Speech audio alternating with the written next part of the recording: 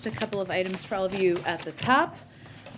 We tried to wait until after the backgrounder on the India bylaw as well, so hopefully you were able to listen in on that. Today, as part of the fight to help Americans deal with high costs, the Vice President is announcing new actions to protect consumers and lessen the burden of medical debt on American families. She'll be joined by administration leaders, including HHS Secretary Becerra, CFPB Director Chopra, and OMB Director Young. Medical debt is now the largest source of debt in collections, more than credit cards, utilities, and auto loans combined. But it is not just a financial issue. It can have negative health effects too. Studies have found that Americans with medical debt are more likely to avoid seeking additional medical care than those without debt. Getting sick or taking care of loved ones should not mean financial hardship for American families. That is why the administration is going to hold medical providers and debt collectors accountable for harmful practices, reduce the role that medical debt plays in determining whether Americans can access credit, help over 500,000 of low-income American veterans get their medical debt forgiven, and inform consumers of their rights. These actions come on the heels of the President's April 5th executive order on access to affordable, quality health care coverage. Also wanted to note that today our administration launched a rural infrastructure tour to double down on the President's unwavering commitment to building a better America where rural communities thrive. The White House released a rural playbook to help state, local, tribal, and territorial governments in rural areas unlock the historic investments from the President's bipartisan infrastructure law. This playbook offers a what, when, where, and how to apply for funding under the law, making it easier for rural communities to plan and compete for federal resources that create good-paying jobs and generate economic opportunities. Secretary Haaland is kicking off the tour in Boulder County, Colorado today, and during the month of April, cabinet members and Biden administration officials will travel to dozens of rural communities to talk about how we are unlocking bipartisan infrastructure law investments and federal resources to make sure they reach rural areas across America. This tour includes the President's trip tomorrow to Menlo, Iowa, outside of Des Moines, to discuss the administration's actions to lower costs for working families. There, President Biden will make an announcement on actions to reduce the impact of Putin's price hike and build a better America with investments in rural communities from the bipartisan infrastructure law. And welcome back, Corinne. Her first day back. We're very thrilled to have her back here with us in the briefing room. Okay, with that. I've got three things, so Sure. pretty quickly. As you just mentioned, the President's going to Iowa as part of the Rural Playbook launch. He's visiting a state that he lost during the 2020 campaign, and he's going to a county that was even more voting Republican last time. I'm wondering if that will make it harder for that area to receive his message politically. Well, I think the President is not making this trip through a political prism. He's making this trip because Iowa is a rural state in the country that would benefit greatly from the President's policies, including the policies that he'll be talking about tomorrow on his trip. When he was running, I think many of you heard him say and convey he wanted to be the president for all people, whether you voted for him or not. And this is certainly an example of his effort to do exactly that. On another topic, looking at the bilateral, how much did the President push the Prime Minister to limit Russian energy imports and arms, and what was the response? Well, we'll let the Indian government project their response, or not their response, but their readout of the call. I would say that energy imports are not banned. They don't violate our sanctions. We certainly recognize every country is going to take steps that are in their interest. At the same time, on this call, what the President did is consistent with what our Deputy National Security Advisor, of course, did during his visit just a few weeks ago, was to make clear what the impact, of course, of our sanctions would be. We expect everybody to abide by those. And while India only imports about 1 to 2% of its energy from Russia, we also made clear, and the President made clear, that we would be happy to help them in diversifying this as well. In terms of And we also made clear, I should say, that the president also made clear that he does not believe it's in India's interest to accelerate or increase imports of Russian energy and other commodities as well, which is something we certainly convey to other countries. In terms of military actions. We have not made a decision about the waiver under CATSA. In terms of how much it was discussed during the call, I'd have to get more details from our national security team on that specifically. Go ahead. Jen, on the new rule today, this is already facing the threat of legal challenges from some gun groups. Given those threats, are you bracing for legal challenge, and when do you realistically expect to see this new rule take effect, given those challenges? Well, let me first say that this rule, or the intention to put this rule forward, was announced, as you know, some time ago, and there was a lot of response to it, 250,000 comments, which is, of course, a lot to go through. What this is a reflection of, and why the president is, of course, confident or hopeful about our ability to ensure we can continue to implement it, is the fact that ghost guns kill people too. Ghost guns can be purchased online. People put together these kits. They're not background checks that are required. They're not under the same, they're not also required to have serial numbers, which makes it more difficult for law enforcement to track when these have an impact in crimes. So, of course, the president is confident in any executive order and the legal authority that he puts forward. But what's important to note about the announcement he is making today is that this is a rule that is supported by law enforcement. It is a rule that will help address what we know is a rising component of gun crimes across the country, which is the use of ghost guns. And to the president, it was important to take a step to address that. Going off of what you just said, please tell us that these guns are as simple as clicking on the internet and snapping parts together. Will there be, can you say, this administration say there will be fewer shootings as a result of what the president is doing today? Well, that's always our hope and our objective, right, is to reduce the impact of gun violence. As we've seen violence go up, we have seen a huge, vast majority of that, nearly 3/4, as a result of guns. And ghost guns, as you said, Cecilia, are used by simply clicking and ordering online, ordering a kit that people can make in their homes. And that is one of the reasons why this action or efforts to take more steps has been supported by a range of law enforcement officials. From the International Association of Chiefs of Police said that ghost guns are, quote, increasingly used by criminals and terrorists. We saw Governor Larry Hogan, of course a Republican, as you know, call Maryland's bill banning ghost guns a, quote, positive step as we seek to stem the tide of violent crime. Brown County, Wisconsin Lieutenant Matt Ronk said ghost guns are, quote, a new threat. And there are a range of police leaders and officials across the country who have conveyed how important both these components that the president is announcing today are to addressing the threat of ghost guns. Hey, Jen, just to follow up, did the president get a commitment from Prime Minister Modi not to accelerate or increase imports of Russian energy? I'll let Prime Minister Modi and the Indians speak to that. Again, it's 1% to 2% at this point in time. It is not, they import 10% from the United States. It is not a violation of any sanctions or anything along those lines. It was a constructive, direct conversation, but I will let them speak for themselves. And secondly, the president said he wanted to meet Prime Minister Modi in Tokyo on or about May 24th. What else can you tell us about this trip? The president is looking forward to going to Asia at some point, but I don't have any more details at this point in time. Clearly he's excited since he talked about it today. And lastly, any details about this announcement tomorrow in Iowa? Is it related to ethanol?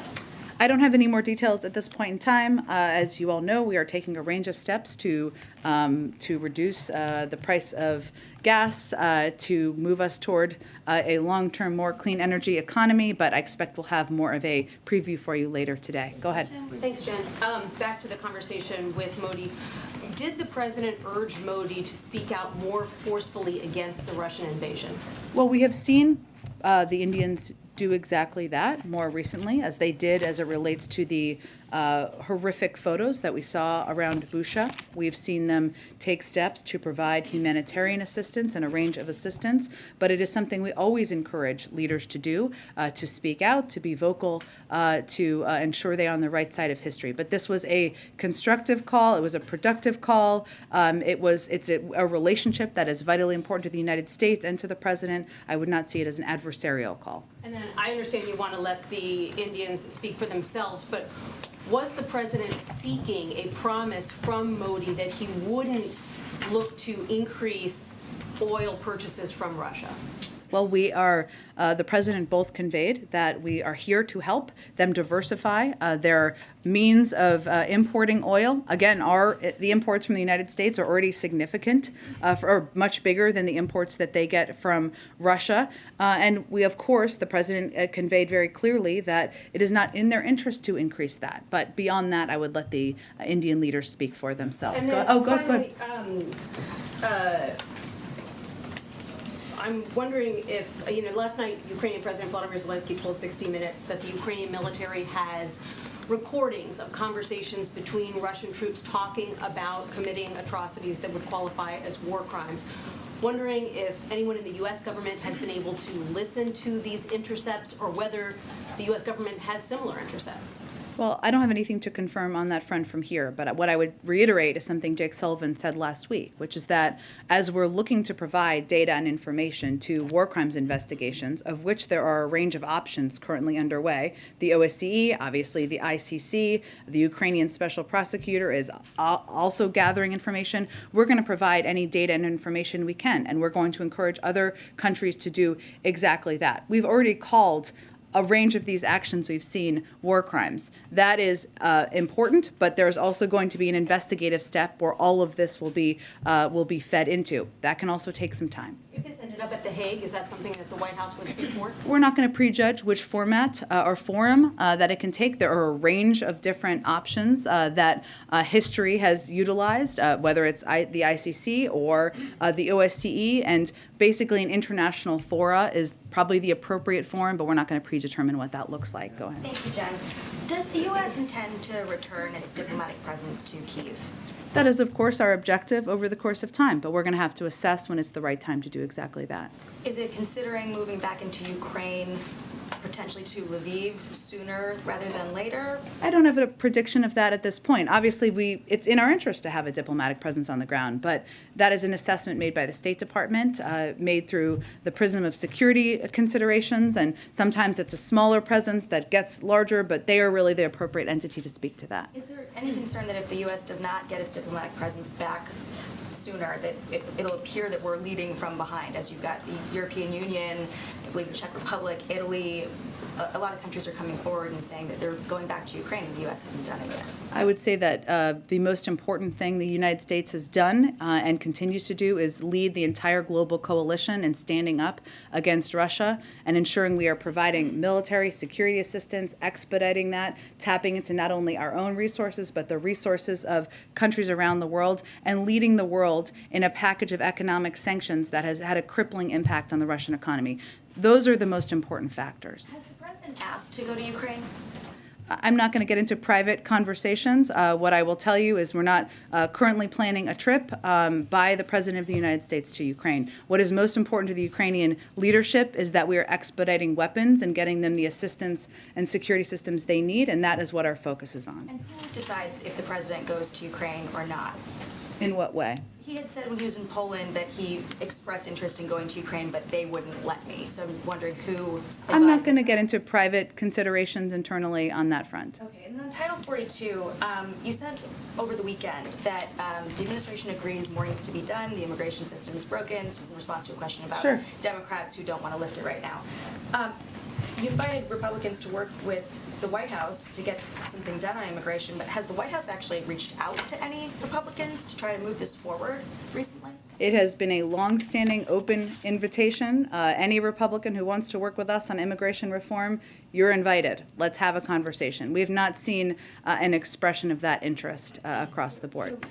So you're wanting Republicans to go to you. The White House is not reaching out then to anyone. We have conversations with Democrats and Republicans all the time, Jackie, but I think it's clear what we're seeing from Republicans is an effort to politicize this and not fix what we all recognize as an outdated and broken system. One last question. You said on Friday that the vice president was masked indoors all day, but the White House tweeted a video showing her standing over the president without a mask on. Can you explain what happened there? Well, I would say that the vice president and the president and all of us abide by what the CDC protocols are.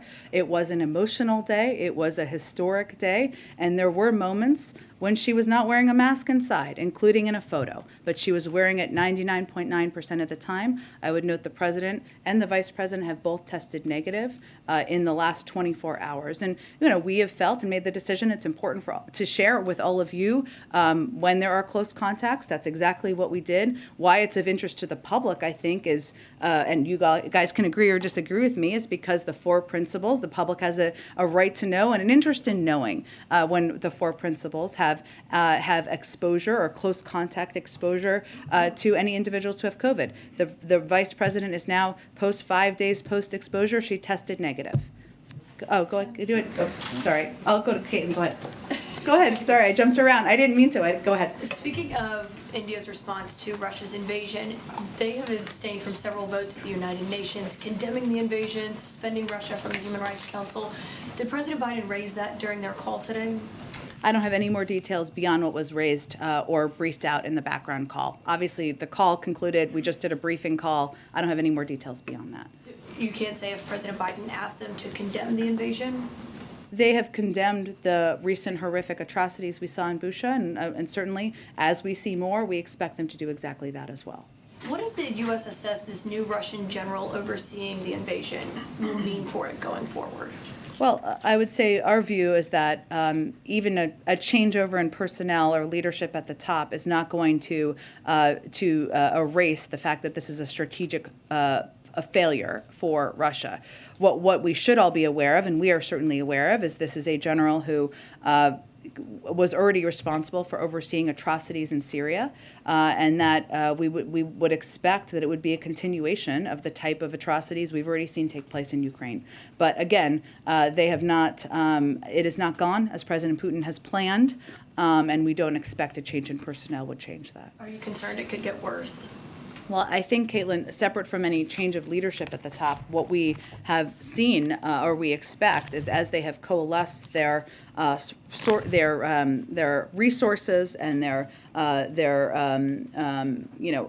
all of the resources that they have into most of them, I should say, into eastern Ukraine, we certainly expect that they will seek to surround and overwhelm Ukrainian forces in that part of the country. We expect Russia will continue to launch air and missile strikes across the rest of the country to cause military and economic damage. And we expect this stage of the conflict could last a long time, and we should have no illusions that Russia is going to adjust their tactics and make them less brutal. And certainly changes in leadership reflect a continuation of the type of atrocities we've seen, or the type of approach that we've seen and we've also predicted from the beginning. And just to follow on Jackie's question, what is the threshold for reopening the U.S. Embassy in Kyiv? I'd point you to the State Department if they have any more specifics they want to outline publicly. Obviously, we want to have a diplomatic presence on the ground. That's always going to be our objective. Go ahead. Oh, Kelly, go ahead. It's been years since there's been a confirmed ATF director, Yeah. and what do you think will be different now with this new nomination the president's putting forward? And do you think the absence of that kind of leadership has had any part in the increase in gun violence the country has seen? Well, it's hard for me to make a conclusion, or us to make a conclusion on that from here. But what we know is that having confirmed leadership leading any agency, including one as important as the ATF, always is going to make the systems, the processes, the ability to get policy making done more efficient and effective. And there's no question it's a net positive to have someone confirmed to lead ATF. I would say that Steve, who is our nominee or announced a nominee, is a highly qualified candidate with decades of law enforcement experience, including through partnerships with the ATF to prosecute complex cases and take down violent criminal gangs. He's received bipartisan support from law enforcement leaders. He was confirmed unanimously when he was nominated to serve as a federal prosecutor. And our view is that if Republicans are about getting tough on crime, as we are, and keeping our communities safe, they should support a career prosecutor like Steve Dettelbach, who can make ATF more effective in getting guns off our streets and stopping criminals. And it's in all of our interests to have a confirmed nominee, and we think he is eminently qualified to do exactly that. And just to follow on the issue of the vice president and the masking, a couple of times you've cited emotional day, important role she was playing. You're not saying that those things are reasons to not follow CDC guidelines? Absolutely not, and I appreciate your question on that. What I was conveying is that while she has worn a mask, as is protocol, and as is our expectation of everyone from the vice president, the president, all of us on down, if you have a close contact, that there was a photo, as Jackie said, and there are moments when she was human, and she didn't have a fat mask on in a photo, but she has worn the mask, and certainly that is what we want to convey to the American people. Is it because of the photo, because it's an important day and the photo will live for decades, that we all understand? I mean, I'm wearing a mask today, I don't always wear a mask. Yeah. Is that the reason? I think it was a decision made in the moment, but it doesn't mean that we don't all try to be model citizens here and abide by what the CDC protocols are and requirements. And I conveyed and wanted to reiterate that she did test negative, in case those of you had not seen that, because she now is at that 5-day past the close contact. Yeah. Go ahead. Oh, Jen? Thank you. Pakistan's Prime Minister Imran Khan was deposed this weekend following a no-confidence vote in Parliament. What is the administration's reaction to those developments, and does President Biden have any plans to speak with the country's new Prime Minister, Shehbaz Sharif? So we support the peaceful upholding of constitutional and democratic principles. We don't support one political party over another, and we certainly support the principles of rule of law and equal justice under the law. We value our longstanding cooperation with Pakistan, have always viewed a prosperous and democratic Pakistan as critical to U.S. interests. That remains unchanged, regardless of who leadership is. In terms of a future call, I don't have anything to predict at this point in time. Obviously, we stay in close touch with them at a range of levels. One more question on the president's call with Prime Minister Modi. Was India's acquisition of the S-400 missile defense system from Russia a topic of discussion? And do you have any updates on whether the U.S. would impose sanctions that would be triggered under CAATSA or issue a waiver should India go through with that purchase? Yeah, I don't have an update, as I said, kind of to an earlier question on the CAATSA waiver that would be required. I don't have an update at this point in time. I can see if there's more to report out to you for the end of the day. Go ahead. Tomorrow is CPI day. It's probably obviously going to capture the start of the war and pretty significant spikes in energy. Can you give us a sense of what you're expecting and what, if any, change this will make for what talks may or may not be going on with the Hill on what pieces that may or may not be passed of a bill that may or may not have a name? I don't know. Sounds very hypothetical and hopeful. Okay. How high do you expect these numbers to be? Sure. Is there No, any impact on the strategy to pass what you believe to Sure. be inflation cooling measures in Yes, the medium term? I understand your question. So because of the actions we've taken to address the Putin price hike, we are in a better place than we were last month. But we expect March CPI headline inflation to be extraordinarily elevated due to Putin's price hike. And we expect a large difference between core and headline inflation, reflecting the global disruptions in energy and food markets. So core inflation doesn't include energy and food prices. Headline inflation does. And of course, we know that core inflation, energy, the impact of energy, of course, on oil prices, gas prices, we expect that to continue to reflect what we've seen the increases be over the course of this invasion. And just as an example, since President Putin's military buildup accelerated in January, average gas prices are up more than 80 cents. Most of the increase occurred in the month of March, and at times gas prices were more than $1 above pre-invasion level. So that roughly 25% increase in gas prices will drive tomorrow's inflation reading. And certainly it's not a surprise to us, but we certainly think it will be reflected. And in March, again, to give you a point of comparison, the average cost of a barrel of oil was around $110. That's compared to about $75 at the beginning of the year. So we expect this to all be reflected as we look at the data tomorrow. I will say that anytime there is heightened monthly data or inflation reporting or numbers, it is a reminder to us, to our allies on the Hill, and hopefully to many of the American people that we need to do more to reduce costs for the American people. We have, of course, legislation that could do exactly that, cut the cost of childcare, of health care, of elder care. These all have enormous impacts on people's budgets, on when they're doing those calculations at their kitchen table, and certainly this data will be a reminder of the need to do something and take additional steps. The President signed the PNTR bill on Friday. Yes. Do you have anything to share on next steps for that? In other words, how quickly would tariffs on Russian goods change across the Yeah, board? that's a great question. Let me see if I can get you a more how quickly it would be implemented. When they would see the tariffs, as you're asking. Yeah. Right. Okay. And finally, the announcement this afternoon on guns, of course, backdrop to this is a lot of cities are seeing significant instances of gun crime or violent crime more generally. Can you give us an update of where the administration stands on a push for a police reform package to pass through Congress? Are those talks ongoing at all? Or is the calculus of the sort of escalation in crime has made it even more difficult to pass a police reform package right now? Well, I would say first on gun violence, which we do recognize as an enormous problem and, of course, a driver of what we've seen as the rising rates of crime across the country for some time. We are going to continue to call on Congress to do more. We're not going to wait while lives are being lost and when more reforms need to be put in place. So, I think there's kind of two components here. There's obviously police reform. There were bipartisan conversations. We sort of paused on our review of an executive order for that period of time out of respect for that process. Obviously, that's not a process that is rapidly moving forward. We're continuing to review and have every intention of the president signing an executive order on police reform. I would note that we have also taken steps from the Department of Justice to ban chokeholds and take other steps that we have the capacity to do from the federal government. But in order to make reforms impactful over the long term and more expansive, we need legislation. On guns, we have also taken steps. The president has done more to fight gun violence and keep our communities safe than any president in history in his first year in office. This is obviously an issue that is close to his heart, something he's passionate about and has been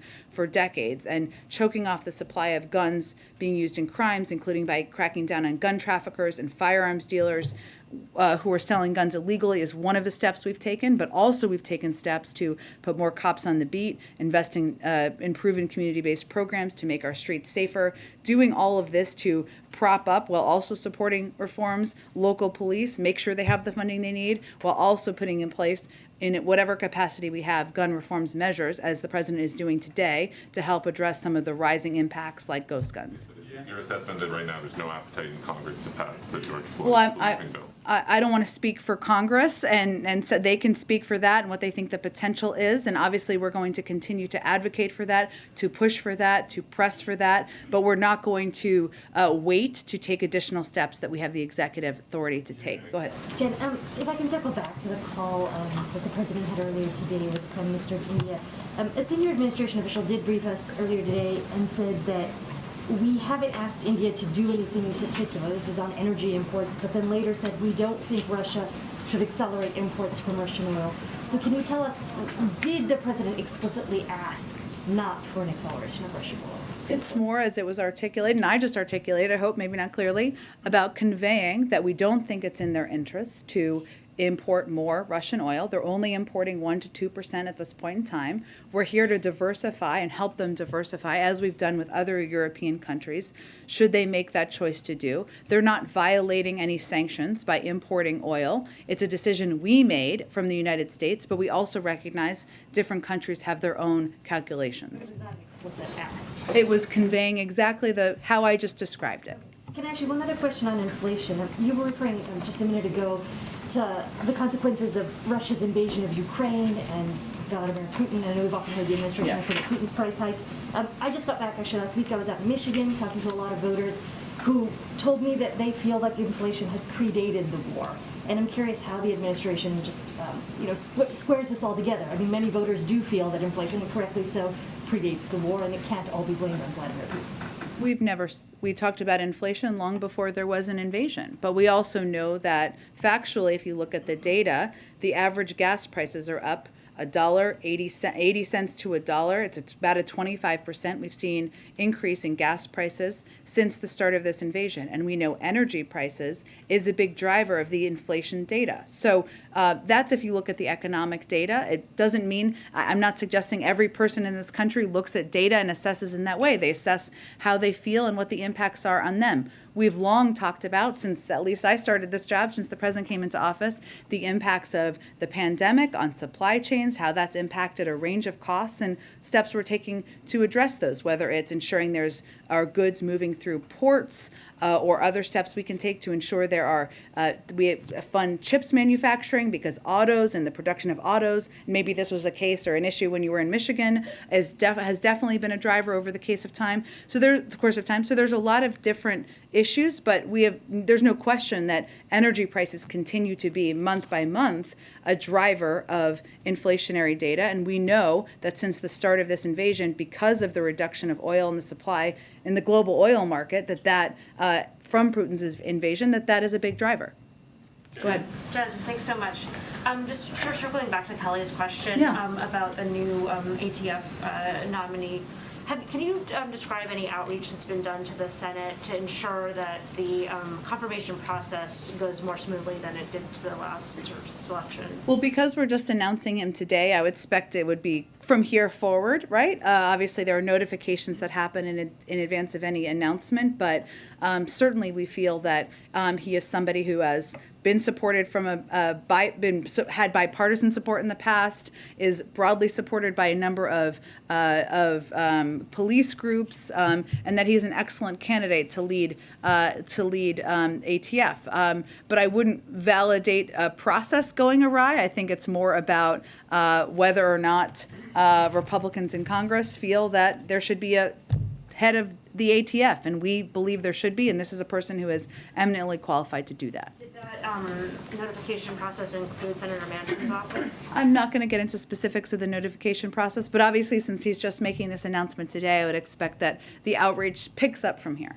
Okay. And then just on the president was photographed over the weekend in Washington, D.C. wearing a mask. I just wanted to, if you could go through like when he masks and when he doesn't. Would it appear that he did not have a close contact, but correct me if that's wrong? He did not, but we all make decisions. Some people in here are wearing masks to make them more comfortable, or because they chose to that day, or maybe they're going to be around family members or people who may be immunocompromised or vulnerable, and the president makes that decision, as we all do as well.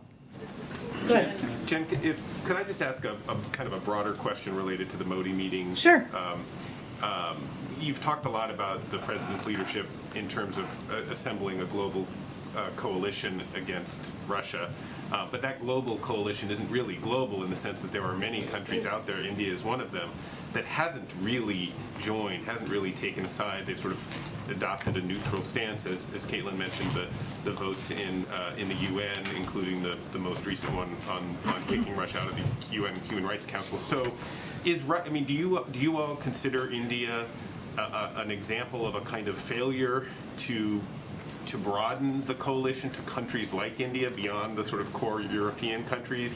And if so, was this call used, or does the president see pressure to use a call like this to expand that global coalition even further, so that Russia doesn't have the kind of lifelines that it needs to escape the sanctions and the like? Well, I would say building more than 50%, far more than 50% of the world's GDP into a global coalition is hardly a failure. I don't think anyone would call that a failure. But what India has done to date, and our objective, and part of the objective of a phone call like this, is to have a diplomatic conversation to build on this, right? Recognizing that countries go at different paces and taking steps to support countries like Ukraine. What India has done to date is they have condemned the killings of civilians in Bucha.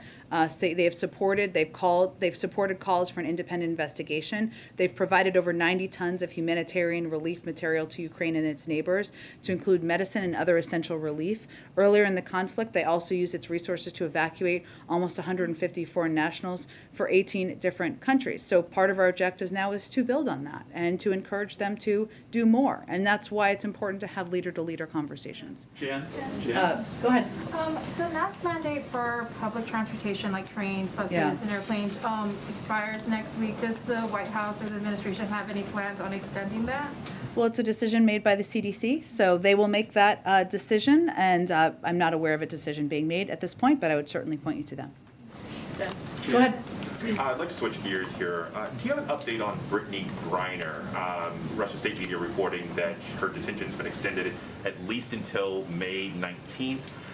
And also, is it still a strategy not to talk about her case or limit talk about her case to keep from politicizing it? So the State Department will have the most up-to-date information. I think it's been out for some time, the extension of her detention there. We typically don't talk about cases in advance of having a Privacy Act waiver. Once we had a Privacy Act waiver, we can talk about it more.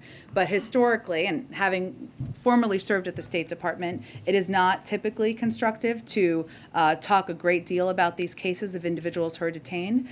It can historically impact our ability to bring them home, and that, of course, is our objective. But the State Department makes those determinations. They are in closest touch with efforts to bring her home, and that certainly is our objective.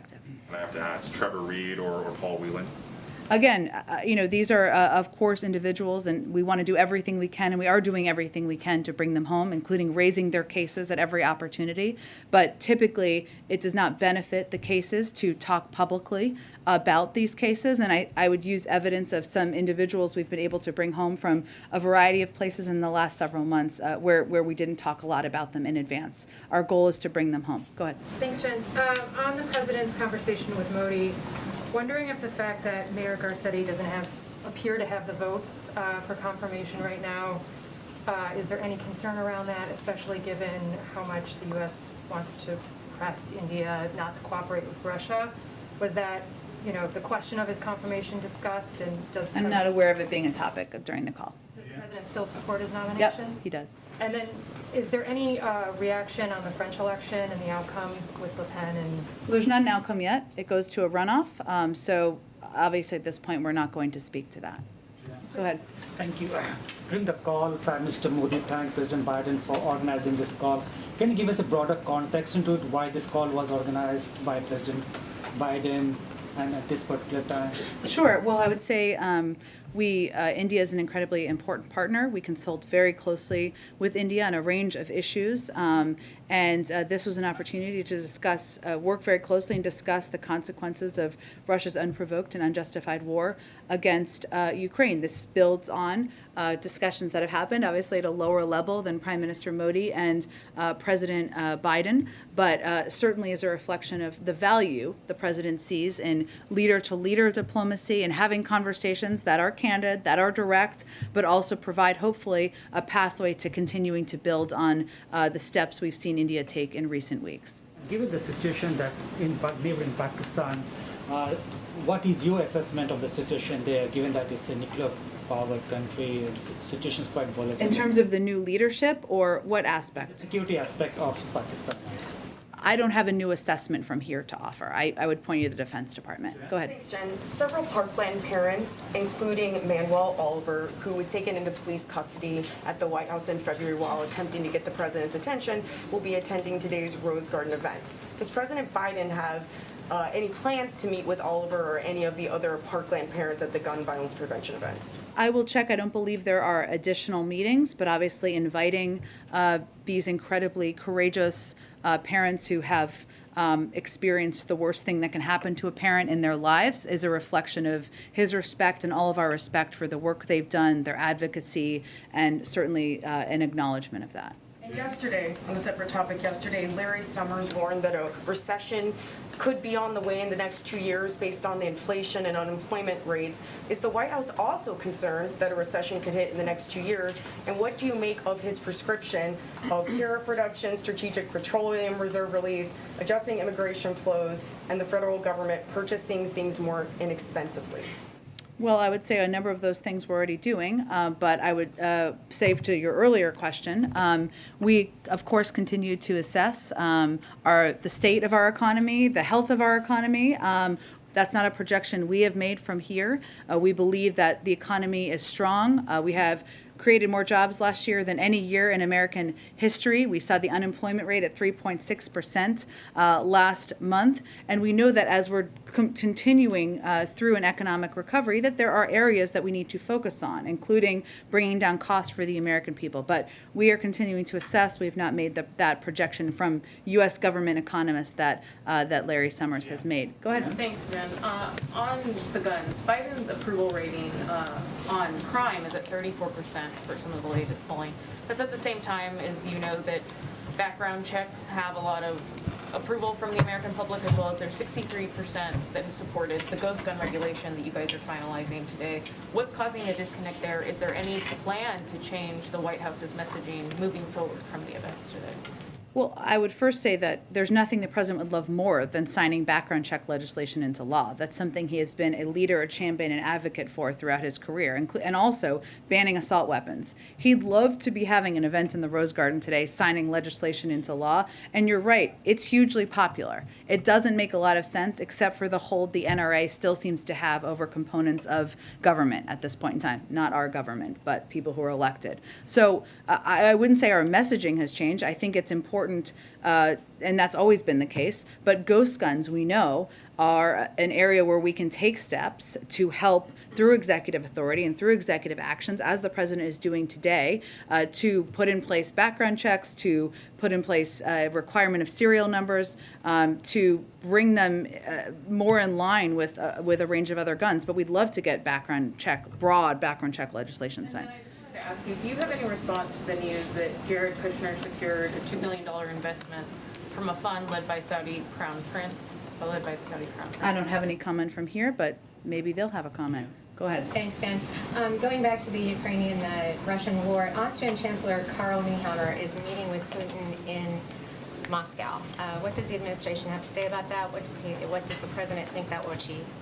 Well, I think we've encouraged or supported any efforts at diplomacy. We've, though, encouraged anyone who is speaking with or meeting with, however they're engaging, with President Putin to also engage with Ukrainians. They are the country that is being invaded right now. And so if you're going to play a role in diplomacy, that is an especially important component. I would expect at some point we'll get a readout of their conversation, so I can't predict if it's constructive or not. And a follow-up on Pakistan, if you will. The new Prime Minister, Sharif, what arrangements does the administration have to contact him, and what's moving forward on that?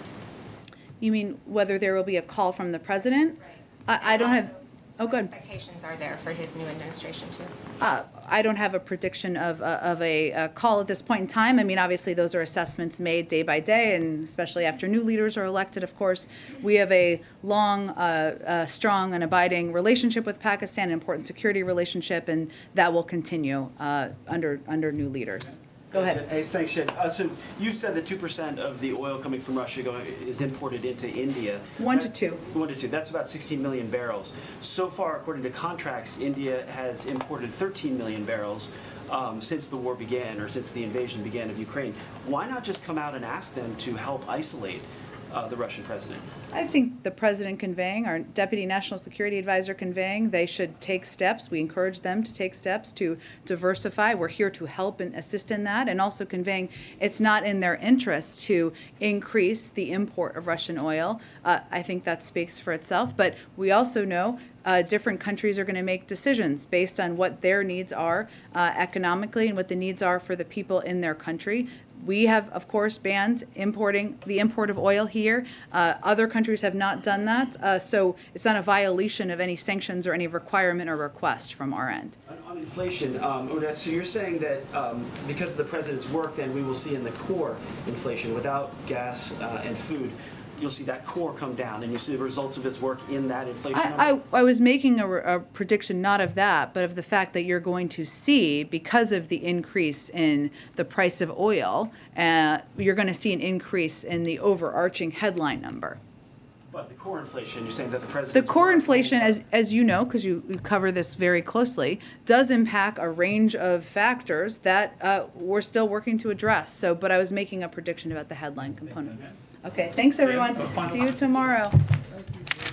Or only if you're going to Iowa, I guess. But for the, yes, wouldn't miss it.